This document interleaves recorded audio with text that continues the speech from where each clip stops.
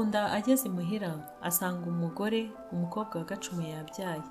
Nuko Ngunda atera kwa Gacumu kwaka ibihembo, aragenda abwira Gacumu ati umukobwa wawe yarabyaye ni mu muhembo. Maze yungamo ati ndabona yagirwa na biriya bigega byombi. Ibyo bigega bikaba binini cyane, barabimuha bagira ngo ntari bubashe kubitwara.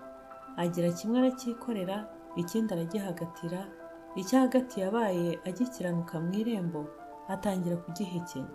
Agifatanya umukunguri agihekenya, Ngoma yose agihekenya, impinga ya Nyarubaka akizana mu gitare.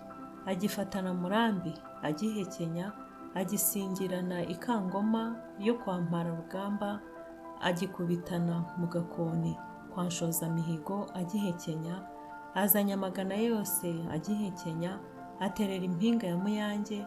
Ageze ku Kinyogoto udukenyera aratujugunya. Ngunda yadukira ikigega yari yikoreye, aramunga. Icyo ngicyo akirya umwanya muto kuko imisaya yari imaze kumenyera, maze agikura ku mutwe agitwara mu ntoki, agitangira mu bihana kwa Mugunguje, akinyurana mu ngoro ngari agihekenya, akirengana Sazange, asingira Kinkanga, Buhinga ayisiga ku kuboko kw'ibumoso. Igihe ageze mu Gikirambwa kwa Nyirancunda, ajugunya ubujunde bw'udukenyeri munsi y'inzira. Ariko inyota ntiyareka agera iwe. Umusozi arawucuba, asanga umushumba adahira inka ze, amusaba amazi yo kunywa. Umushumba amuha mu gicuba cyuzuye. Ngunda ayabunda intama imwe, yongeza andi, nayo amubera iyanga, ntiyashira inyota. Nuko wa mushumba aramubwira ati nazanywe no gushokera inka zanjye, sinazanywe no kukuhira wowe. Wa mushumba acaho ajya gushoza inka ze hirya. Nuko Ngunda igikenya yicara ku kibumbiro, arakinywa aragikamwa. Ajya mu kindi kibumbiro, nacyo aragikonoza da, arigata ibyondo byo mu isoko.